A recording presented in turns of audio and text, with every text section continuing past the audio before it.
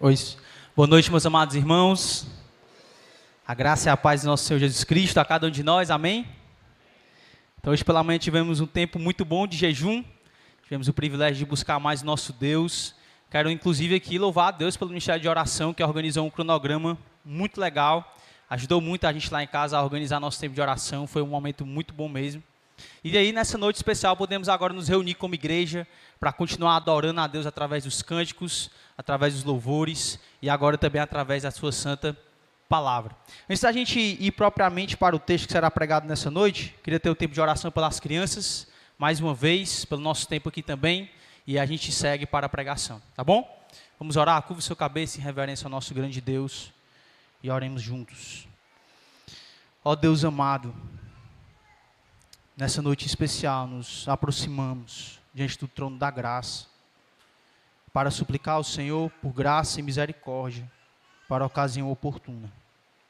E essa é, ó Deus, uma ocasião extremamente oportuna, onde dependemos inteiramente do poder do Teu Espírito, para nos santificar, para nos fortalecer, para nos encorajar, para salvar aqueles que ainda não Te conhecem, para abrir o entendimento para que nós, como comunidade, aceitemos a Tua verdade, ou aceitemos a Tua verdade, e venhamos nos dobrar diante do texto.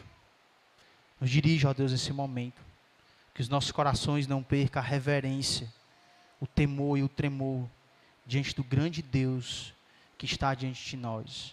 O Senhor, que é um fogo consumidor, o Criador de todas as coisas. Que os nossos corações, que os nossos ouvidos estejam atentos à Tua palavra. Que todos nós, adultos, as crianças, os irmãos também que estarão ensinando para as crianças lá em cima, nas salas, que todo esse momento de culto e louvor a Ti, renda em exaltação ao Teu nome. E o Senhor se agrade com tudo que será dito, feito aqui nesse tempo de culto, como já está acontecendo. Que o Senhor receba a nossa adoração para a Tua glória. Nos enche do Teu Santo Espírito. Sem Ti, meu Cristo, nada podemos fazer. Nos dirige em tudo para o Teu louvor e glória. Amém. Amém. As crianças podem sair para a salinha, para o culto que haverá para vocês lá em cima. E aos irmãos peço para que abram suas Bíblias lá em Hebreus capítulo 6. Enquanto os irmãos abrem, eu vou aqui já fazendo as considerações iniciais. Tem um filme muito conhecido por nós, Titanic, que inclusive eu acho que é o filme preferido da minha esposa, e do Alan também, pelo que ela me disse. Nós encontramos a história de um grande navio que em alta velocidade, ele colidiu com a geleira e afundou. E aí nós temos aquela imagem na mente, né, da mulher clamando por Jack. E ao mesmo tempo uma imagem muito triste, de ver muitas pessoas morrendo ali, diante da colisão daquele navio. Naquele momento de desespero, os tripulantes, aqueles que estavam a bordo, o capitão do navio, eles desesperados, fizeram ou dedicaram todos os seus esforços para tentar desviar o navio daquela geleira, do iceberg que estava diante deles. Com todo o esforço possível, eles se empenharam para evitar o impacto, mas eles falharam miseravelmente. O barco, entregue ao seu destino, naufragou. Nós, meus irmãos, somos como navios desse mundo. Vivemos em um vasto e tempestuoso mar, o mundo, cheio de sofrimentos, perdas, fracassos, pecados, desesperanças, angústias, frustrações. E nós precisamos de algo mais forte do que a nossa capacidade de pilotar. Algo grande o suficiente para nos estabilizar e nos impedir de bater nas geleiras da vida que nos ameaçam a nos destruir. Eu quero mostrar nessa noite que há uma âncora grande, fiel e verdadeira.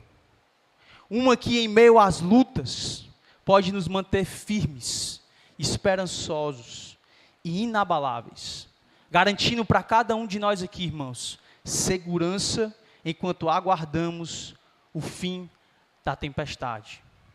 Jesus, a âncora da nossa alma.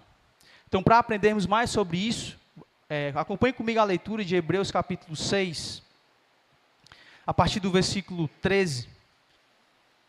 Antes de ler, digo melhor, eu quero situar os irmãos aqui na circunstância que essa carta está sendo escrita. Precisamos lembrar aqui, já que faz um bom tempo que eu não preguei nessa carta, que o autor, provavelmente Apolo, tá? Se você quer saber mais sobre isso, assiste nossa EBD sobre Hebreus. Ele escreve essa carta para poder animar cristãos de segunda geração a perseverarem diante das tribulações que eles estavam passando. Muitos deles não chegaram ainda a derramarem sangue, não morreram ainda enquanto estavam sendo perseguidos ali após a perseguição de Cláudio. Mas eles estavam enfrentando uma perseguição intensa. Muitos perderam seus bens, suas casas, estavam fugindo de cidade a cidade, tentando encontrar um refúgio para fugir daquela perseguição que provavelmente Nero estava iniciando ali com eles. E nesse momento especial, eles estão tentados a, de alguma forma, a driblar essa perseguição. Uma forma, então, que eles encontram na época para poder driblar aquela perseguição é juntar o cristianismo com o judaísmo. Por quê? Porque o judaísmo era uma religião que era protegida pelo Império Romano. Então, se eles voltassem às práticas do judaísmo, mas afirmando dentro do coração que ainda eram cristãos, eles conseguiriam, na mente deles, continuarem sendo fiéis a Cristo, mas ao mesmo tempo sendo protegidos da perseguição. E aí o autor escreve para encorajar esses irmãos a lutarem e a perseverarem, olhando para Cristo. Ele vai mostrar que Jesus, portanto, deve ser o alvo da vida deles. Que Cristo deve ser aquele que eles devem manter os olhos fixos, porque Ele é o grande sumo sacerdote. Eles não poderiam voltar à religião judaica, aos costumes do Antigo Testamento, porque se eles fizessem isso, eles estariam voltando para as sombras. Eles estariam voltando para aquilo que era apenas um apontamento para aquele que viria, Cristo, o grande sumo sacerdote, aqueles a quem os anjos servem e adoram. Moisés é apenas um servo da casa, enquanto Cristo é o Filho, como nós já vimos aqui no capítulo 4. Cristo é o grande sumo sacerdote, o Filho de Deus, que assentou à direita de Deus Pai, Todo-Poderoso, reinando, e eles precisam fazer uma coisa: fixar os olhos em Jesus, para continuarem firmes e não naufragarem na fé. Então, a partir do capítulo 6, nós vimos que a tônica do autor é uma tônica de exortação. Ele quer animar e ele constantemente vai usando muita teologia mesmo. Quando você estiver lendo Hebreus, você vai perceber isso. De fato, tem muita teologia, muitas coisas difíceis de entender. O autor ele vai caminhando no Antigo Testamento, usando muitas tipologias, assuntos que vão apontar para Cristo, que de fato é complicado de entender. Mas o objetivo dele é usar uma teologia para animar esses irmãos a viver uma ortopraxia, uma verdade prática, para que eles continuem firmes na fé. A teologia, e portanto aqui para o autor da carta aos Hebreus, é extremamente importante para uma fé sólida, genuína e verdadeira. Aqui nós podemos concluir que é impossível viver o verdadeiro cristianismo sem uma verdade bem consolidada. Tenho que conhecer para viver. O cristão é chamado para saber e para viver as verdades do grande rei. Então, a partir do versículo 11, do capítulo 6, só para podermos nos situar aqui, ele convoca esses irmãos aqui a permanecerem firmes, mostrando até o fim a mesma diligência, para a plena certeza da esperança deles. E aí no versículo 12, ele agora vai levantar um modelo de fé, para que em meio àquelas perseguições que eles estão passando, eles tenham alguém que possa servir para eles como um exemplo de como viver a caminhada cristã. Por isso que no versículo 12 ele diz assim: para que não vos torneis indolentes, mas imitadores daquele que, pela fé e pela longanimidade, herdam as promessas.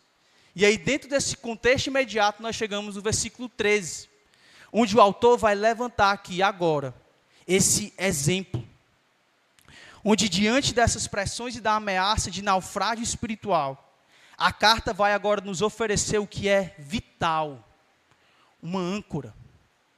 O autor agora ele vai voltar-se para a teologia e vai nos apresentar Jesus como um fundamento inabalável da nossa perseverança. Jesus é essa âncora. Jesus é aquele que nos sustenta diante das tempestades. Portanto, eu queria mostrar 3 aspectos dessa âncora que é inabalável. 3 facetas dessa âncora, que é o que sustenta a nossa alma diante das tempestades da vida, diante dos sofrimentos dessa vida, diante das angústias dessa vida. Verdades fundamentais para aquela comunidade, que continua até hoje, cortando toda a história e falando também a nós. Então, o primeiro ponto então, da mensagem é: há uma âncora que é fiel. Uma âncora fundada na promessa de Deus. Olha comigo o versículo 3, onde o autor vai dizer o seguinte: pois, quando Deus fez a promessa a Abraão, visto que não tinha ninguém superior por quem jurar, jurou por si mesmo, dizendo: certamente te abençoarei e te multiplicarei. Aqui, nesse momento, Deus ele vai fazer um juramento, e aqui o autor ele quer destacar algo muito importante, que é o ato de Deus jurar. É o ato de Deus estar prometendo algo. Visto que não há ninguém superior a Deus, já que Ele é o Criador de todas as coisas, ou na filosofia o ser último, aquele que domina todas as coisas, não há ninguém que está acima dele. Portanto, o juramento não pode ser feito senão por meio do nome dele. Ele faz um juramento superior. Deus aqui, em certo sentido, ele coloca o seu caráter em jogo. E ele fala algo para Abraão. Ele estabelece a sua própria grandeza para a base da sua promessa. Deus aqui, nesse sentido, ele é a própria definição de grandeza. Deus faz um juramento utilizando o seu caráter, quem ele é, para que Abraão pudesse confiar nas suas promessas. O autor quer que eles contemplem, de certa forma aqui, a natureza da promessa e a grandeza da fidelidade que a fez. Essa é a âncora que o autor está convidando os leitores a se agarrar, olhar para a grandeza de Deus e em intimidade também para a promessa de Deus, para a fidelidade dessa promessa. E aí o versículo 13 traz Abraão como um exemplo de alguém que Deus fez uma promessa. Abraão ele é alguém muito utilizado ao longo do Novo Testamento como um exemplo de fé. Nós vemos isso em Tiago, vemos isso em Romanos, vemos isso também em João Batista. Abraão sendo utilizado como um modelo para que as pessoas sigam a fé. De fato, ele era o pai da fé, ele é conhecido como o pai da fé, como aquele que foi o primeiro a demonstrar uma confiança inegável da parte de Deus. Abraão, nesse sentido, ele serve para o autor aqui dessa carta, como um exemplo de perseverança. Um exemplo para que você possa olhar para ele e imitar. E aí, quando chegamos em Hebreus capítulo 11, o famoso Heróis da Fé, aquele capítulo que é justamente usar isso. Vários homens que servirão como modelo, e Abraão vai ser citado lá novamente. Mas aqui, nesse contexto de trazer ânimo para os irmãos, ele levanta novamente Abraão como um exemplo. E aí ele cita Gênesis 22, versículo 16, que é o que eu acabei de ler para vocês, e no versículo 14, certamente te abençoarei e te multiplicarei. Aqui Deus ele vai fazer um juramento para Moisés, ou digo melhor, para Abraão. Mas nós não podemos esquecer que Gênesis 22 está dentro de um contexto, que é Gênesis capítulo 12, onde Deus já havia feito uma promessa para ele, de que ele iria ter uma descendência muito grande, e que através dele, todos os povos seriam abençoados. Abraão, ele não tinha nenhum filho. E Deus faz uma promessa para que por meio da descendência dele, mesmo ele sendo velho, pudesse ter uma descendência gigantesca, como as estrelas do céu. Então, com o passar do tempo, ficou claro, apesar da idade de Abraão, que Deus iria dar um filho a Sara. E aí lembra quando Deus fala isso, o que é que Sara faz? Ela ri. Ela não demonstra a mesma confiança que Abraão demonstrou. Ela desconfia de Deus. Mas diferente de Abraão, ele confia. Ele confia naquilo que o Senhor prometeu. E aí em Isaac, o cumprimento da promessa, de fato, vem. A esperança que as outras promessas em relação aos descendentes iriam se cumprir, agora está diante de Abraão. A fé de Abraão, naquele momento em que Isaac nasce, ela é colocada em jogo, em provação. Lembra que quando Abraão tem um filho, o que é que Deus pede agora de Abraão? Vai lá e sacrifica o teu filho. Rapaz, você fica, Senhor, como é que é isso aqui? Eu já sou velho, não posso ter filhos. Aí o Senhor vai lá e me dá um filho, depois de muitos anos. A gente acaba lendo ali a narrativa de forma imediata e você não considera que de um capítulo para outro são muitos anos. E Moisés aguarda, confiando, mesmo sendo velho, descansa na promessa de Deus. E ele tem. E aí quando ele tem, Abraão, estou só mandando aqui para Moisés, né? Porque Moisés também é um modelo aqui na carta, mas é Abraão, tá certo? Abraão, mesmo sendo velho, diante daquilo que Deus estava exigindo dele, ele vai e leva o seu filho para ser sacrificado. E aí, lembrem, aí construa essa imagem na sua cabeça. O sacrifício não era de qualquer forma. Ele tinha que construir um altar, colocar madeiras lá, colocar fogo, matar o filho dele e deixar a carne queimando como sacrifício. Parecia que Deus estava exigindo algo grandioso demais. Mas qual é a atitude de Abraão? Ele confia. Em Hebreus capítulo 11, o autor dá um destaque, inspirado pelo Espírito Santo, de onde estava a fé de Moisés. Moisés cria que Deus poderia, Abraão cria por meio da promessa, de que Deus poderia ressuscitar Isaque das cinzas. Abraão perseverou na confiança em Deus. O propósito, então, aqui do autor é sublinhar a certeza da promessa. Não há dúvida, irmãos, que a bênção se cumprirá. O juramento aqui, ele se diferencia da promessa, porque a promessa aqui é uma forma de garantia de que aquilo que Deus jurou irá de fato se cumprir. O autor usa Abraão como exemplo de uma forma muito habilidosa aqui, para expressar a fidelidade divina, a fidelidade de Deus. Considerando que os leitores estão passando por tribulações terríveis, assim como Abraão passou ao ter que oferecer o seu filho como sacrifício, considerando que Abraão sofreu, esperando que Deus prometeu, mesmo esperando muitos anos, que aquela promessa iria se cumprir, tendo que entregar o seu próprio filho como sacrifício. Nós estamos diante de leitores que estão perdendo os seus bens, sofrendo por causa da sua fé, e tentando sobreviver, assim como também foi Abraão. Ele permanece fiel em meio às dificuldades, porque creu em Deus, porque creu que Deus iria cumprir as suas promessas, e ele não iria falhar. Não é isso, irmãos, que nós precisamos, quando os tempos não estão muito bons. É fácil duvidarmos da palavra de Deus, da sua bondade, do seu amor. Basta os ventos baterem mais fortes, os nossos pequenos barquinhos, que nós rapidamente já nos trememos de medo. Lembra quando os discípulos estavam no barco e a tempestade chega lá? O que Jesus estava fazendo? Dormindo na polpa do barco. E os discípulos, desesperados naquele momento, eles acordam o mestre: Senhor, o Senhor não vai fazer nada não? O Senhor vai deixar a gente morrer aqui?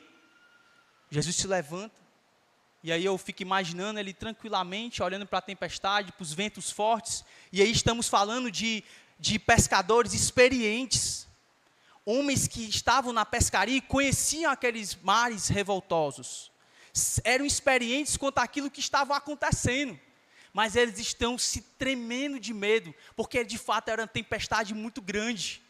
Mas como estava o rei do universo? O que estava fazendo o criador da tempestade? Dormindo, tranquilamente. Porque ele ali serve como um exemplo de confiança na obra do Pai. Mas ele se levanta, repreende os seus discípulos e acalma a tempestade. Os discípulos naquele momento estavam justamente mostrando a falta de fidelidade, de confiança nas promessas de Deus.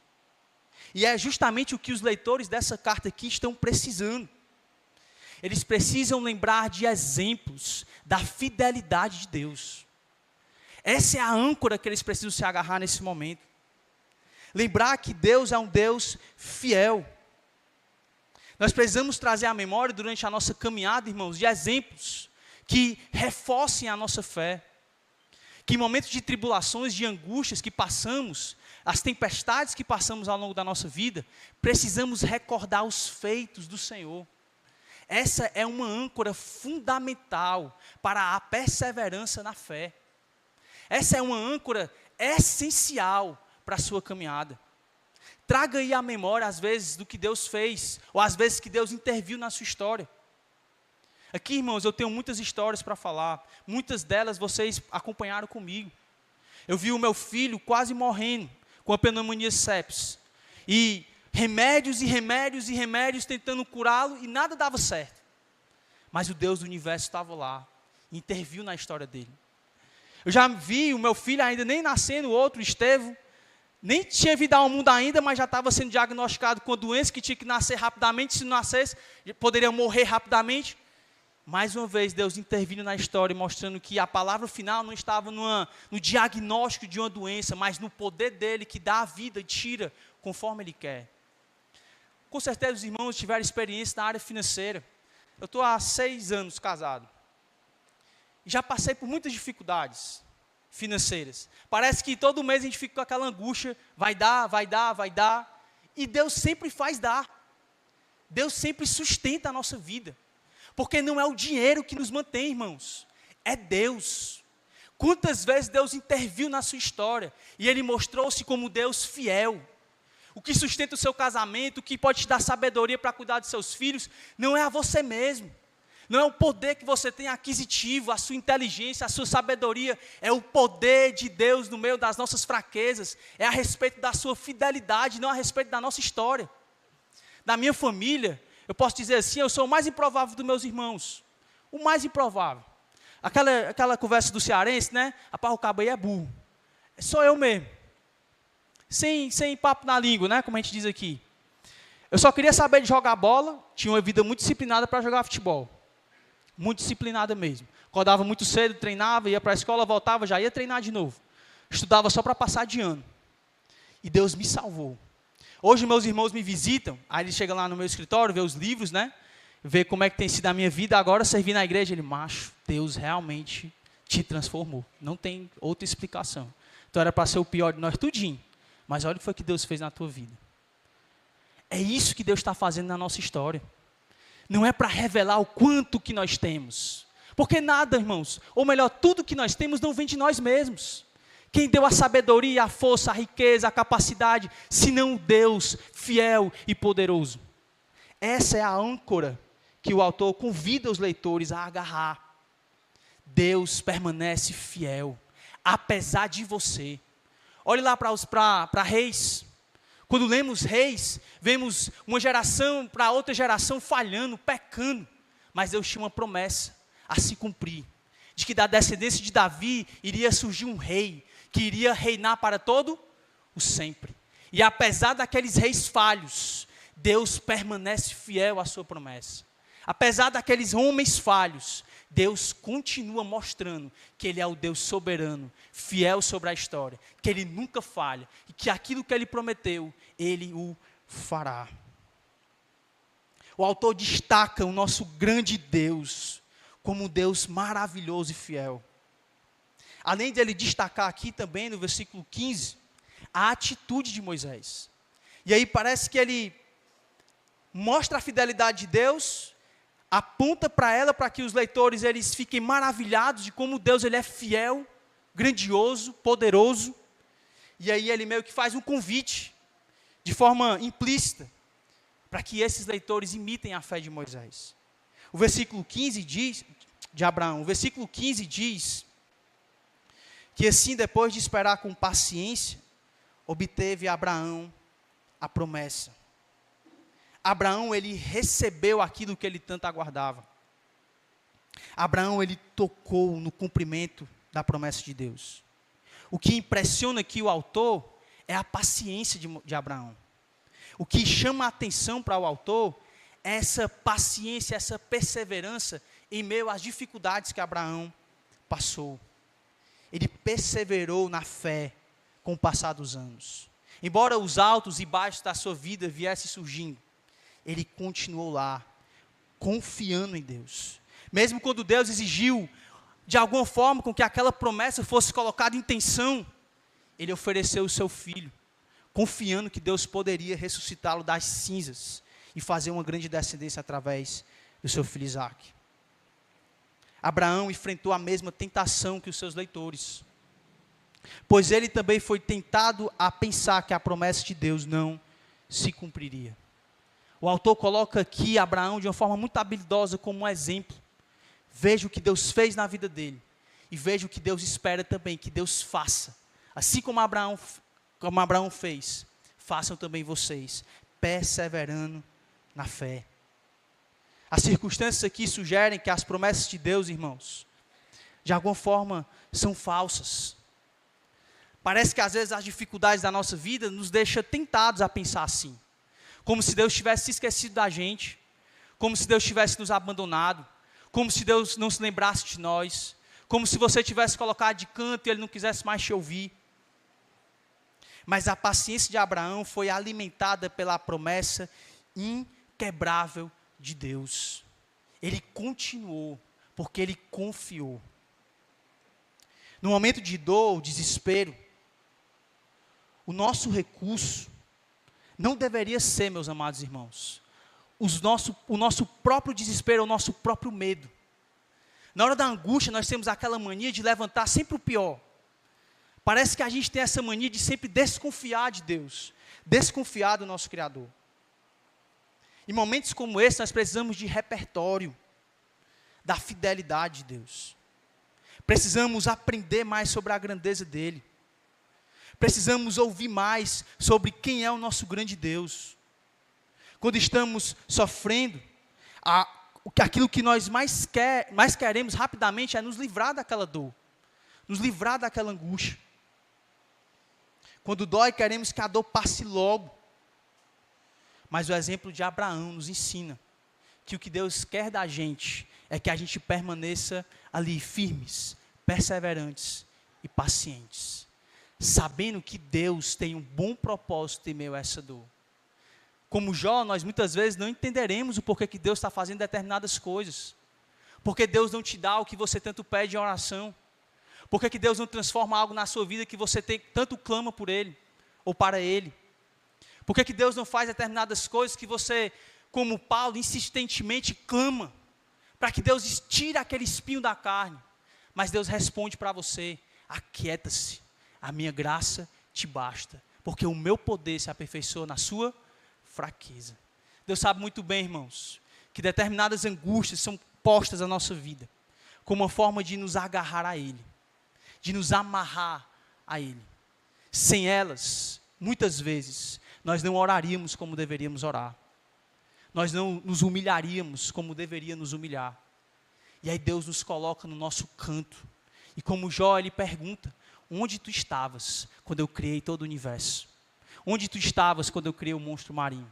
Ele não responde os nossos porquês. Ele só revela quem Ele é. Um Deus fiel. Um Deus maravilhoso, bondoso. Que apesar de você não entender os porquês, você pode ter a convicção que no final, assim como foi com Abraão, Deus permanecerá fiel com as suas promessas. Precisamos saber, meus amados irmãos, no nosso dia a dia como igreja, do que Deus tem feito na vida do outro. A gente fala tanto sobre muitas coisas, né? A gente fala sobre política, a gente fala sobre alguns jogos aí que estão em ascensão, que o Fortaleza provavelmente vai cair, já era, tem esperança. Provavelmente o Vozão tem a grande chance de ficar ali, né? G4. A gente sonha com isso. A gente fala sobre os assuntos atuais. A gente fala do STF, a gente fala da bagunça que está havendo na política. Às vezes a gente fica meio desesperado, olha para a economia, parece que acabou o mundo. E a gente fala sobre tudo. Mas a gente não tem falado do que Deus tem feito nas nossas vidas. Deixamos de alimentar a nossa fé. E nos enfraquecemos. A âncora que o autor levanta aqui é: relembremos uns aos outros dos feitos de Deus na nossa vida. Proclamemos uns aos outros o que Deus fez por nós. Contemos uns aos outros os nossos testemunhos. Isso não é coisa de assembleano não, irmãos. Às vezes a gente encaixa essas coisas, Deus está fazendo isso. parece que aquela tônica, né, do assembleano. E aí minha mãe, eu acho muito legal essa forma de viver. Sempre tentando encaixar Deus em tudo. Tem que ser assim mesmo. É o que Deus está fazendo aqui. O que é que Deus quer ensinar com isso aqui? O que é que Deus está querendo... Aí usar a palavra revelação, né? Eu não gosto tanto, mas... O que é que Deus está querendo mostrar através disso daqui? Sempre pensando em Deus. E quando chegam uns aos outros e percebem as dificuldades que o outro tem passado, você pode compartilhar, olha, Deus fez assim na minha vida. E alimente a fé do outro, lembrando para o outro que Deus tem feito na sua vida. Comecemos a ter esse costume. E eu acho legal, uma vez o pastor Tiago fez isso com a gente no seminário. Ele chegava na gente do nada e perguntava assim, e aí, o que é que Deus está fazendo na tua vida? Você para assim, rapaz, está fazendo muita coisa, pastor. Aí me diz uma coisa aí. A gente não pensa muito sobre isso. E a nossa fé fica passiva à fraqueza. Fica definhando. Vai enfraquecendo. Nós precisamos nos agarrar, irmãos, nessa âncora da fidelidade de Deus. Quando Satanás soprar no seu ouvido que Deus não está lá, você terá uma munição de exemplos de um Deus fiel que jamais falha. Encha o seu coração das Escrituras. Encha o seu coração da palavra de Deus. Não leia só os Salmos. Leia a Bíblia como um todo. Veja as histórias das Escrituras, como ela revela mais a respeito da grandeza e do poder do nosso Deus. Como Ele, pelo poder da sua palavra, criou todas as coisas. Como Ele já em Gênesis 3, capítulo 3, versículo 15, faz uma promessa de um descendente. E aí toda a tônica de Gênesis é mostrando aquela história meio que parece que a promessa não vai se cumprir. Abraão fracassa, José também comete fracasso. Toda a história do povo de Israel é uma história de fracasso. Davi adultera, homens fracassando, homens falhando, mas Deus sempre permanecendo fiel, sempre constante, sempre sendo fiel à sua palavra. Temos mais de 300 promessas da palavra de Deus, e mais da metade delas já foram cumpridas. Esse é o Deus fiel que nós servimos. Precisamos, irmãos, nos ancorar na fidelidade de Deus. Nossa âncora não é apenas confiável, por causa do exemplo de Abraão, mas é garantida pela própria essência de quem Deus é. Vamos agora observar uma segunda âncora, que além de fiel e verdadeira, ela é imutável, e ela é garantida pelo próprio caráter divino de Deus. Olha comigo o versículo 16 e o versículo 17, onde a gente vai ver um pouco sobre a âncora verdadeira, garantida pela imutabilidade de Deus. Diz assim a palavra santa de Deus: pois os homens juram pelo que lhe é superior, e o juramento, servindo de garantia para eles, é o fim de toda contenda. Por isso Deus, quando quis mostrar mais firmemente aos herdeiros da promessa a imutabilidade do seu propósito, se interpôs com o juramento. Aqui o autor parece que faz uma certa digressão, ou melhor, parece que ele retoma ao assunto inicial, que é o juramento. Então, ele começa falando da promessa, conecta Abraão, fala como Abraão foi um homem fiel e perseverante, paciente. Aí ele retoma de novo ao juramento. E ele utiliza uma certa ilustração para dizer que no mundo dos homens, e aí para a gente isso aqui é muito distante, historicamente, né? Quando os homens naquela época juravam, e aí há uma cultura lá naquela época de honra e vergonha, os homens consideravam muito, as pessoas da época consideravam muito o cumprir a sua palavra. Era assim, sim, não, não. Não havia tantos contratos feitos por mão. Não havia necessidade de assinatura, o cartório, botar lá um selo e confirmar, não existia muito disso. A palavra era suficiente. Quando os homens juravam, olha, eu juro pelo imperador, eu juro por alguém superior a ele, a situação dava-se como resolvida. Beleza, você jurou, tá feito, meu amigo, está resolvido. E aí o autor usa essa ideia de juramento aqui para aplicar a Deus. Diferente daqui dos homens, Deus ele jura por si mesmo, para mostrar mais firmemente aos herdeiros da promessa a imutabilidade do seu propósito. Claro, irmãos, que a palavra de Deus ela já é suficiente. Deus diz, Ele fala, está dito, é o sim, sim, não, não. O juramento aqui, então, serve para quê, pastor? Serve para nós, para o seu povo que lê a palavra. Como uma forma de Deus ratificar que Ele vai cumprir aquilo que Ele está dizendo. O ponto aqui é Deus trazer uma convicção para o seu povo, trazer uma certeza para o seu povo, de que Ele, colocando o seu caráter em jogo, Ele vai ser fiel a você, Ele não vai falhar com você, Ele vai continuar sendo um Deus verdadeiro, porque Ele é um Deus imutável. O versículo 18 complementa dizendo que, para que mediante duas coisas imutáveis, na quais é impossível que Deus minta, forte alento tenhamos nós, que já corremos para o refúgio, a fim de lançar mão da esperança proposta. A palavra de Deus aqui seria uma dessas duas coisas imutáveis que o texto está falando aqui. Tanto a sua palavra, pelo contexto, como também o juramento. Diante da sua palavra, daquilo que Deus está dizendo que vai fazer, e do juramento, ratificando essa palavra, é impossível que Deus minta.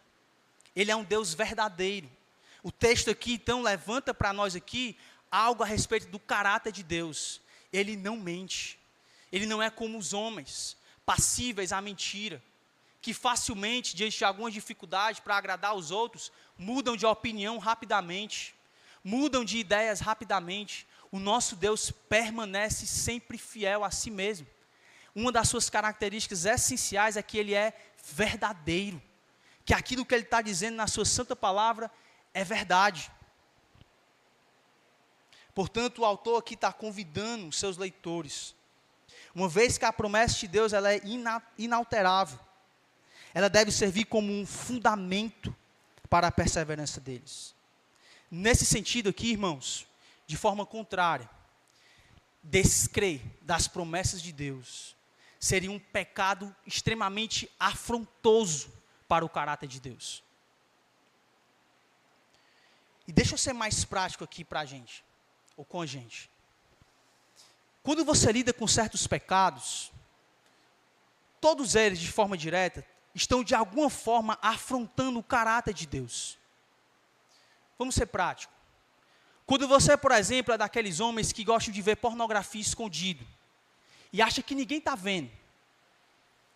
Certo autor, uma vez, considerando esse contexto de um homem que vê pornografia, ou de um jovem que vê pornografia, ele faz a seguinte pergunta: rapaz, imagina tu lá no ato, e a tua mãe entra no quarto, você continuaria praticando? É doido, pastor? Que conversa feia é essa? Você acha que eu vou fazer uma coisa dessa imunda na frente da minha mãe, ou na frente de algum familiar? Jamais, pastor.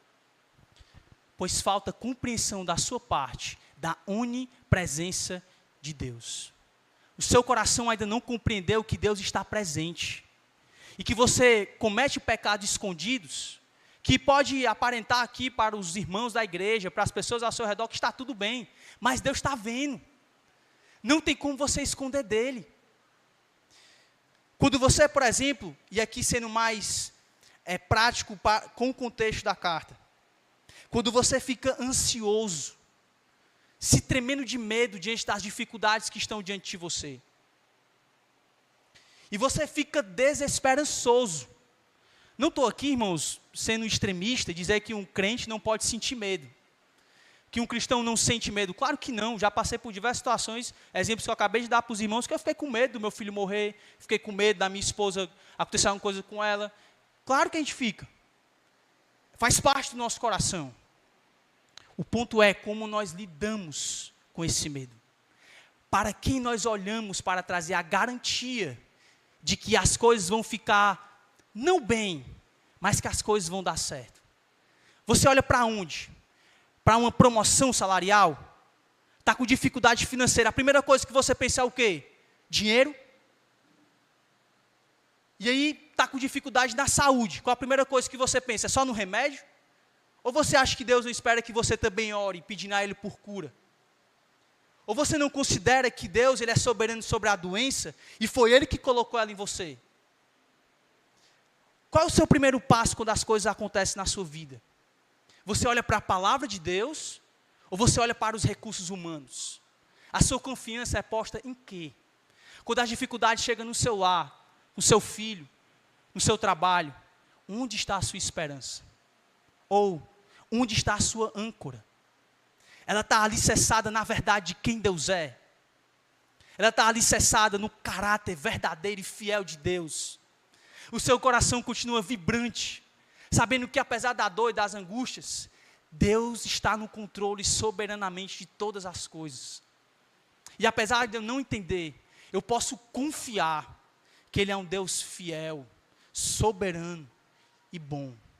Eu não sei qual vai ser o fim dessa trajetória aqui da minha caminhada. Eu não sei se no final a doença vai persistir e eu vou morrer. Eu não sei se no final eu vou ter que terminar minha vida todinha com essa dificuldade aqui financeira. Eu não sei se eu vou ter que passar por essas dificuldades a minha vida toda. Mas eu sei que tem um Deus soberano sobre a história. E Ele tem algo bom e maravilhoso para se fazer por meio dessas coisas. É quem Deus é que nos garante que as tempestades não nos destruirão.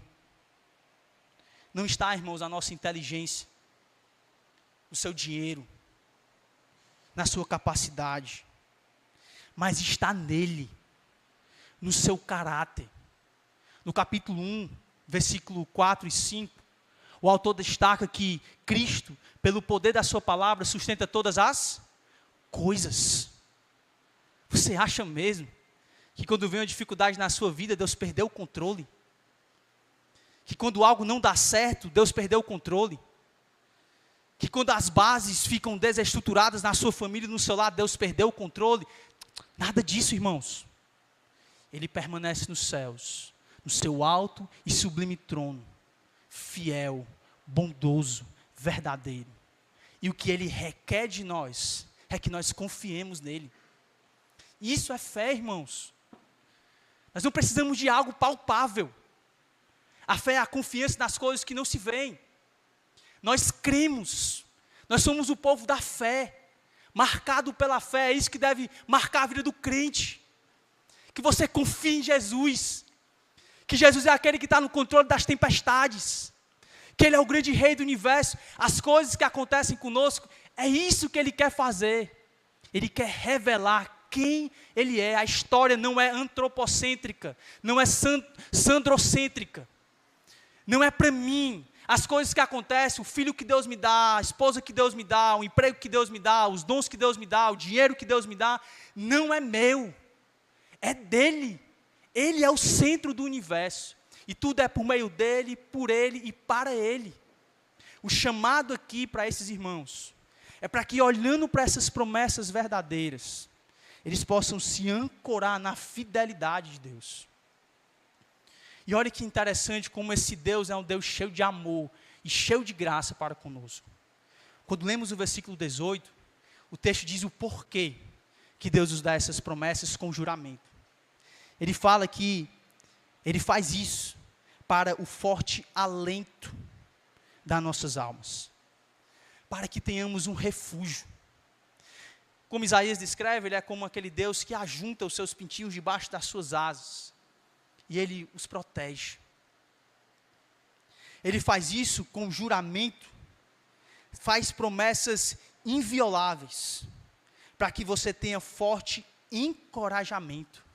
Não é aquele encorajamento que você está com pressa na igreja, e aí o irmão conta uma dificuldade para você, e você tentando se sair daquela situação, quer ir logo para casa, está com fome, não tem muito tempo para dar atenção para o irmão, você, rapaz, Deus te abençoe, meu irmão, Deus está no controle, vai fazer a vontade dEle na sua vida, todas as coisas cooperam para o bem daqueles que amam a Deus, Deus abençoe. Não é esse tipo de encorajamento, não, Ele se coloca ao lado. Lembra de Hebreus capítulo 4?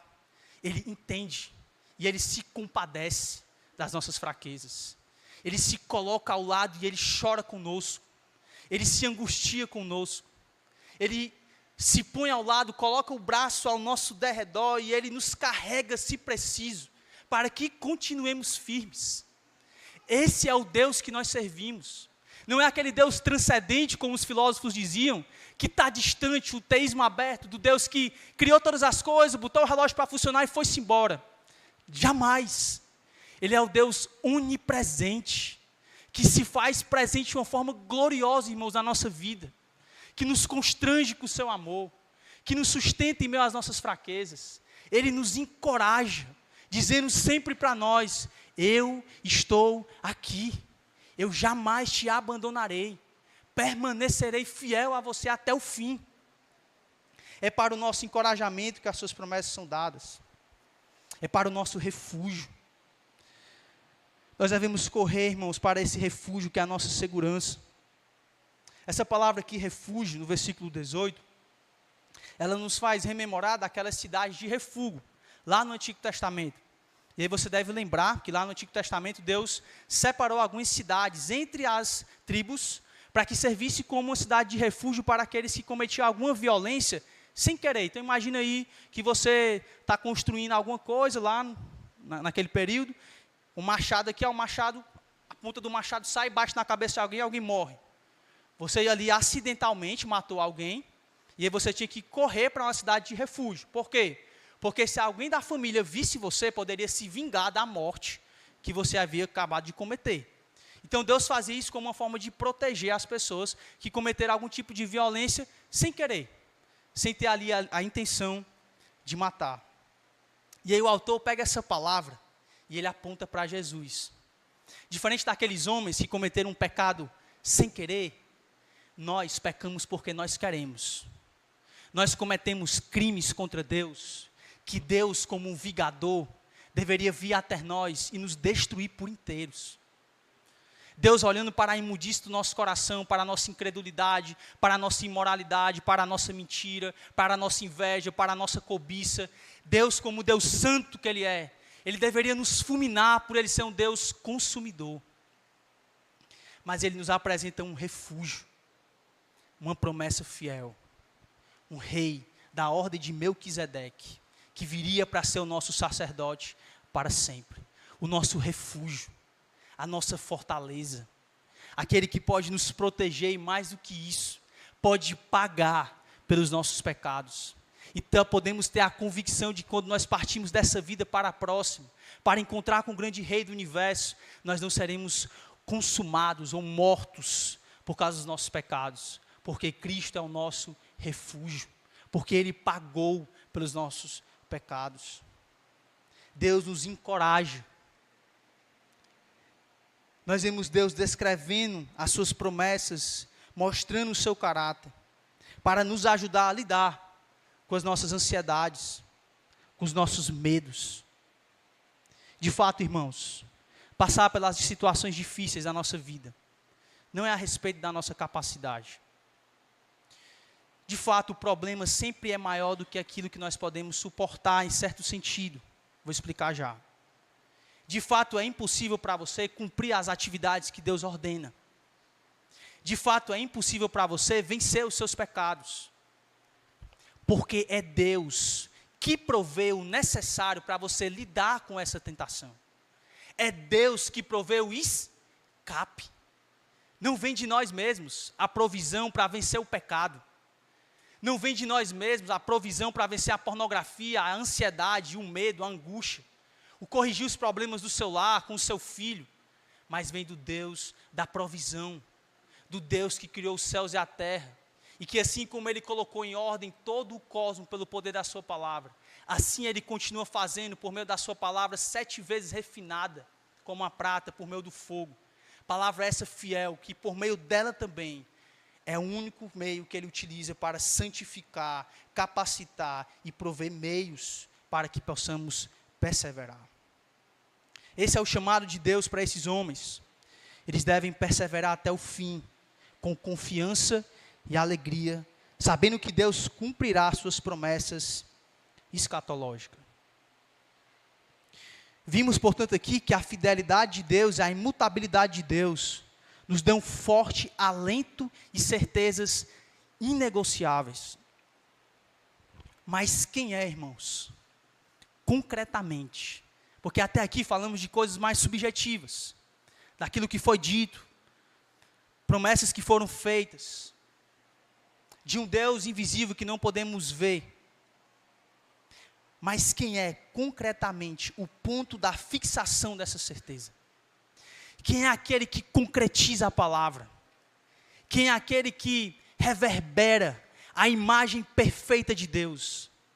Quem é aquele que ao andar no mundo, muitos disseram, eis o Cordeiro de Deus que tira o pecado do mundo. Quem é aquele que fez com que as tempestades se acalmassem, que fez o morto sair do seu sepulcro, trazendo a vida. Quem é aquele que pode, de fato, trazer, de fato, verdadeira cura espiritual e vida eterna? A nossa âncora não é um conceito abstrato, ou uma virtude humana. Ela é uma pessoa. Ela é Jesus Cristo. E aí o autor finaliza no versículo 19 ao 20, apontando para isso. Olha comigo o que o texto diz no versículo 19. A qual temos por âncora da nossa alma, ou da alma, segura e firme, e que penetra além do véu. Jesus aqui, ele é descrito como essa âncora. Nossa esperança aqui, como uma âncora, é algo que nos prende a algo que é imóvel. E aqui, claro, o autor está utilizando uma linguagem náutica, construindo uma metáfora aqui na sua cabeça para você imaginar isso. Jesus, ele com o seu sangue, ele vai além do véu. E aí precisamos trazer à memória o contexto da carta que vai falar do Santo dos Santos, que o sumo sacerdote entrava uma vez por ano para oferecer sacrifícios, e que não era permitido ele entrar lá direto. Mas o que foi que Jesus Cristo fez com esse véu, quando ele morreu? Ele rasgou. Não somente oferecendo para a gente livre acesso ao Pai, mas também nos abrindo o véu para nos revelar ao Pai. Por isso que ele é a imagem do Deus invisível. Ele vai até o trono, no alto e sublime trono de Deus. E ele, irmãos, nos ancora lá. Ele coloca a nós, nos conecta ao trono de Deus. Ele foi primeiro, como no versículo 20 vai descrevê-lo, como onde Jesus, como precursor, entrou por nós, tendo se tornado sumo sacerdote para sempre, segundo a ordem de Melquisedeque. Ele providenciou para você uma gloriosa fixação, para que quando as tentações de Satanás, suas próprias corrupções e as suas provações nesse mundo o assaltarem, a esperança possa ser a âncora da sua alma, o Cristo que morreu e ressuscitou, que está à destra de Deus Pai Todo-Poderoso, intercedendo pelo seu nome, sustentando a sua vida por meio da sua intercessão. Ele de fato é o precursor. E a palavra aqui, mais uma vez, uma linguagem náutica, se descrevendo um pequeno barco que carregava a âncora, porque pensa num naviozão gigante, e eles não poderiam se aproximar muito da praia, porque senão eles vão ali paralisar. Vai parar lá na praia, lá na areia, né? E aí eles mandavam a âncora por meio de um barco menor para poder colocar a âncora lá perto do cais. E a ideia aqui é justamente essa. Jesus, ele vai à nossa frente para nos fixar um cais. E esse cais é o próprio trono de Deus. Ele cumpre aquilo que ele prometeu em João capítulo 14, que ele iria preparar um lugar. E que esse lugar seria a nossa morada eterna. Cristo, irmãos, nesse sentido, é a nossa âncora, é o nosso sustento, é aquele que intercede por nós eternamente, e é o único que pode de fato trazer salvação, perdão e esperança para vencermos os nossos pecados, termos uma família que o agrada, podermos crescer espiritualmente, é somente por meio desse Cristo. Mas eu te pergunto, onde a sua alma está ancorada? Não fique pensando nos seus erros, irmãos. Nós temos aquela mania de ancorar nossas esperanças nas nossas decepções. Como Mara, na história de Ruth, ela muda o nome dela, de Noemi para Mara.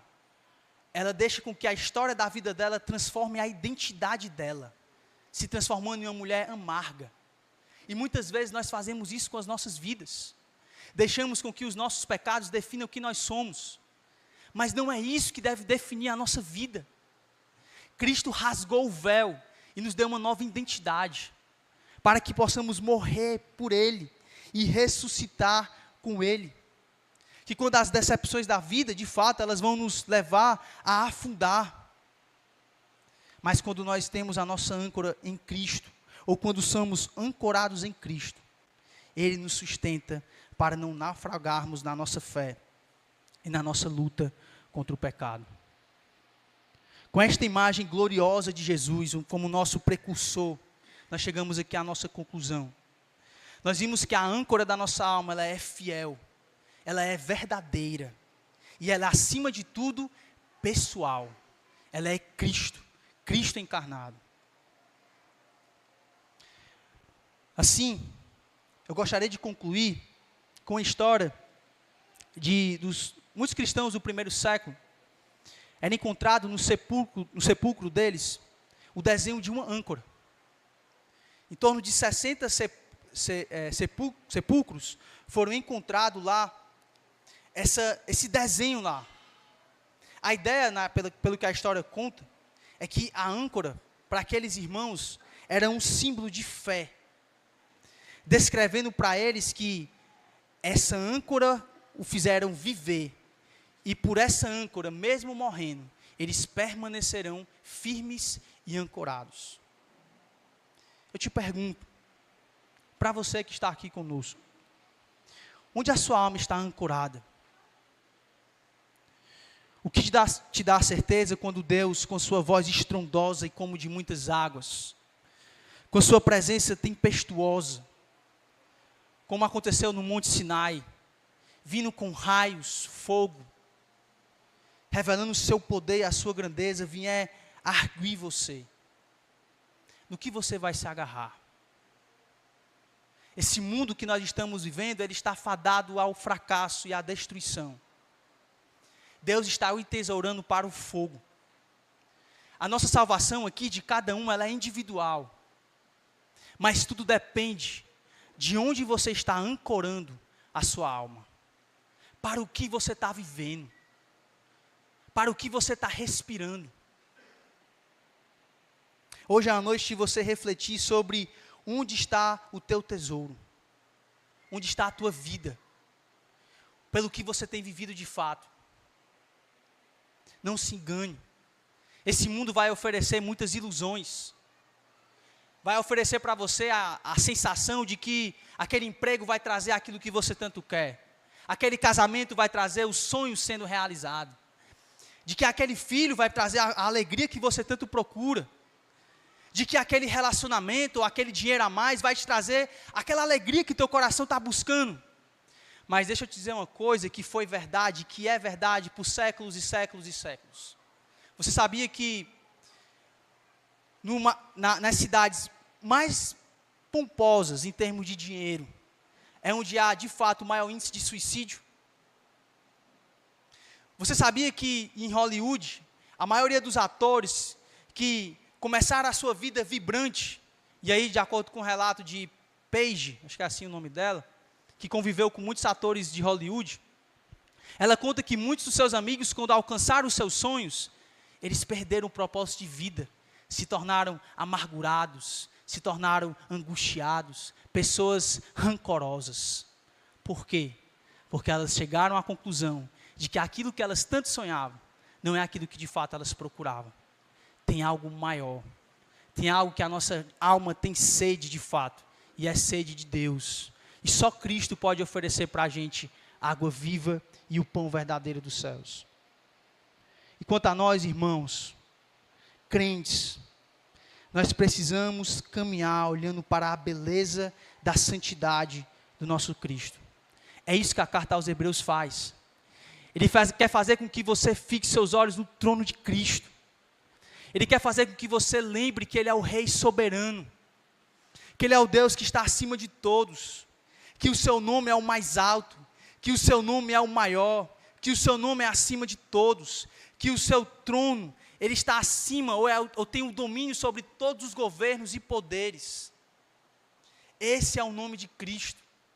Assentado no seu mais alto e sublime trono. O chamado do autor é esse. Permaneça firme, olhando para o autor e consumador da sua fé. Não perca de vista quem seu Cristo é. O que Ele fez por você. A obra gloriosa dEle na cruz. A sua ressurreição. E a certeza de que assim como Ele foi, Ele também voltará. Essa é a imagem que o Senhor quer que a gente tenha. É isso que nós precisamos fixar os nossos olhos. Em Cristo, a âncora da nossa alma. Amém?